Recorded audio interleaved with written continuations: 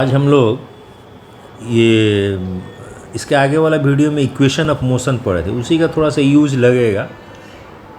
मतलब projectile motion पढ़ना। Projectile मतलब किसी भी बॉडी को हम ऊपर थ्रो करते हैं at particular inclination theta degree पर, तो ठीक पर्टिकुलर जगह पर जाकर वो पहुंचता है।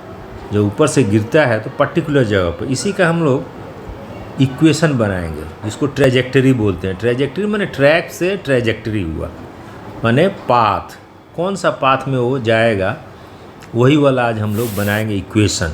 माने इक्वेशन जो भी अलजेब्रिक इक्वेशन है वो एक ट्रेजेक्टरी बताता है, एक पाथ बताता है, इसी को हम लोग सुने। लेकिन आज हम लोग क्या पढ़ेंगे? आज हम लोग पढ़ेंगे आपका प्रोजेक्टाइल मोशन।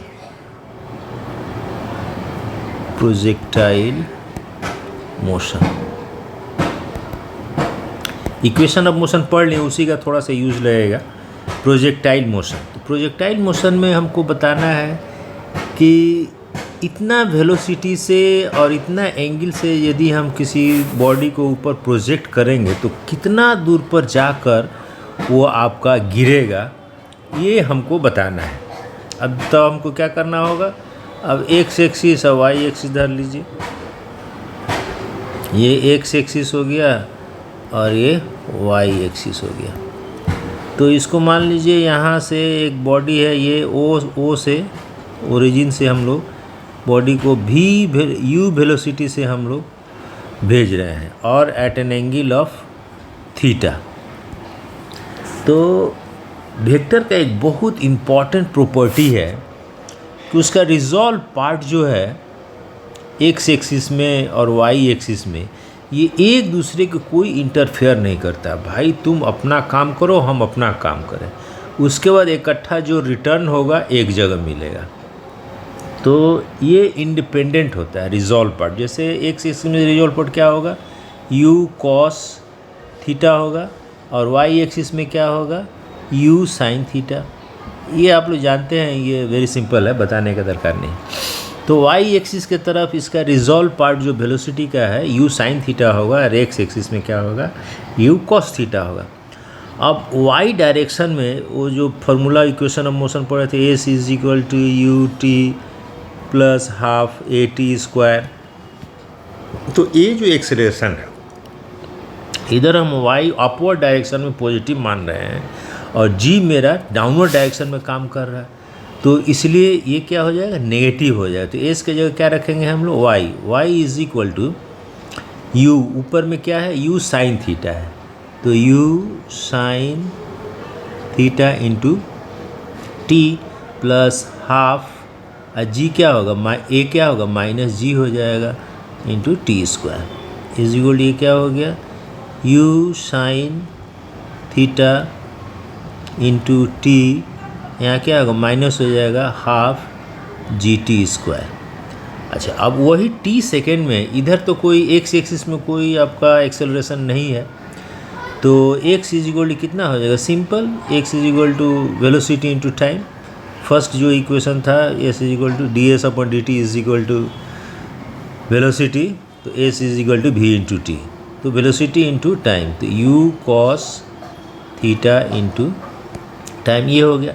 अब हमको इक्वेशन बनाना है, अलजेब्रिक इक्वेशन बनाना, तो क्या होगा? टी जो है दोनों में से हम एलिमिनेट कर देंगे। तो यहाँ पर टी इज इक्वल टू कितना हो जाएगा? X by U cos theta. अब वाई इक्वेशन में, वाई के इक्वेशन में पुट अप कर देंगे, तो U sine theta into T की जगह क्या लिखेंगे? X U cos theta minus half G, T की जगह वही लिख देंगे, X by U cos theta का होल स्क्वायर। अब ये इज इक्वल कितना हो गया?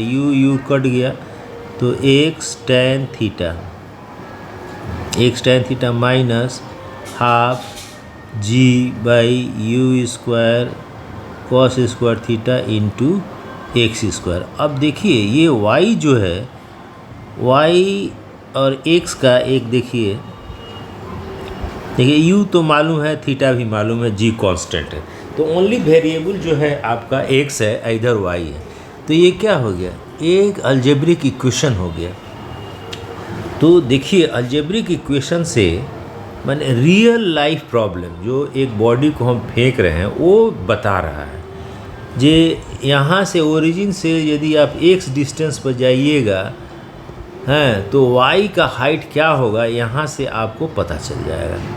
तो ये देखिए x का 2 वैल्यू होगा क्योंकि x स्क्वायर है तो क्वाड्रेटिक इक्वेशन में क्या होगा, x का 2 वैल्यू होगा, y का 1 वैल्यू होगा। तो इसमें ये जो इक्वेशन है आपका पाराबोला का, देखिए पाराबोलिक इक्वेशन देखिए।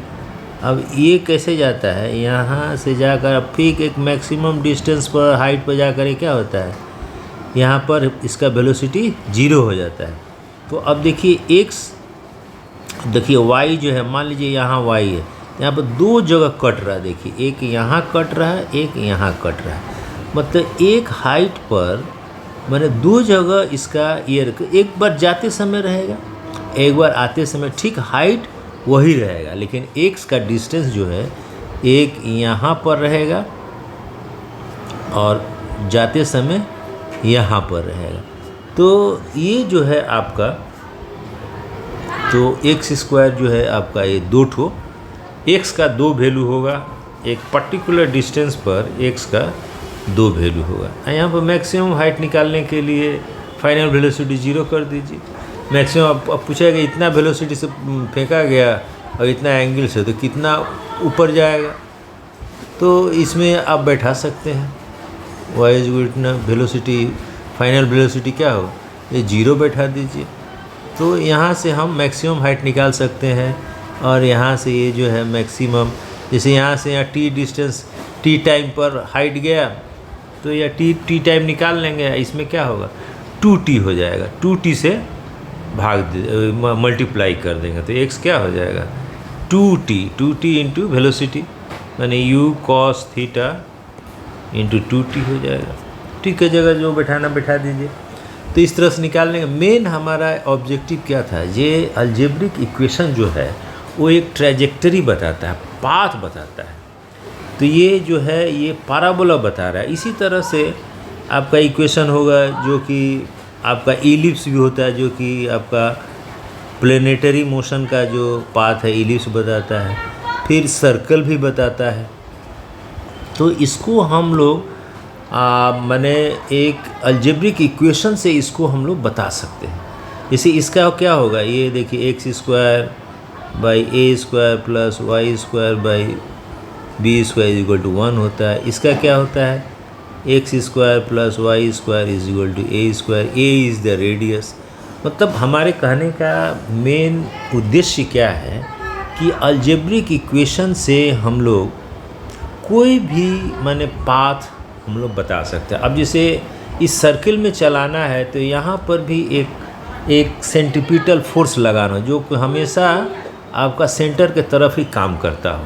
अब यहाँ पर जो है ये इसमें घूम रहा है, यहाँ पर भी आपका 2 फोर्स लगाना होगा, एक यहाँ, तो क्या होगा ये काम करते रहेगा। तो किसी भी बॉडी को कहीं भी भेजना है किसी तरह, जैसे कि सैटेलाइट को हम इसके चारों तरफ घुमाते रहते हैं, फिर प्लेनेटरी मोशन है तो एक पर्टिकुलर फोर्स लग रहा है, पर्टिकुलर फोर्स पर्टिकुलर एंगल में लग रहा है, तभी वो पर्टिकुलर आपका डायरेक्शन में, ट्रेजेक्टरी में, पाथ में उसको रिवॉल्यूशन कर रहा है, रिवॉल्व कर रहा है। तो जब भी हम कोई ये अलजेब्रिक इक्वेशन देखेंगे इसका मतलब हम समझ जाएंगे कि ये कोई पाथ है, मैंने रियल लाइफ के साथ देखिए किस तरह से मैच कर रहा है। बस आज हम लोग इतना ही पढ़ेंगे। नेक्स्ट वीडियो में हम लोग पढ़ेंगे ये प्रोजेक्टाइल मोशन हो, इसके बाद पढ़ेंगे हम लोग वेव मोशन। वेव मोशन माने ये जो है वेव मोशन, यही इसके बाद हम लोग पढ़ेंगे। और ये वेरी सिंपल है और सवाल वाल हम वो सब नहीं बता रहे हैं, आप और पढ़ लीजिए, वेरी सिंपल है। मेन आइडिया बेसिक कॉन्सेप्ट यहाँ क्लियर कर लीजिए आप लोग, सवाल तो ईजी अपने आप बन जाएगा। ठीक है, आशा करते हैं आप लोग समझ लिए होंगे। ओके, नेक्स्ट हम लोग पढ़ेंगे वेव मोशन।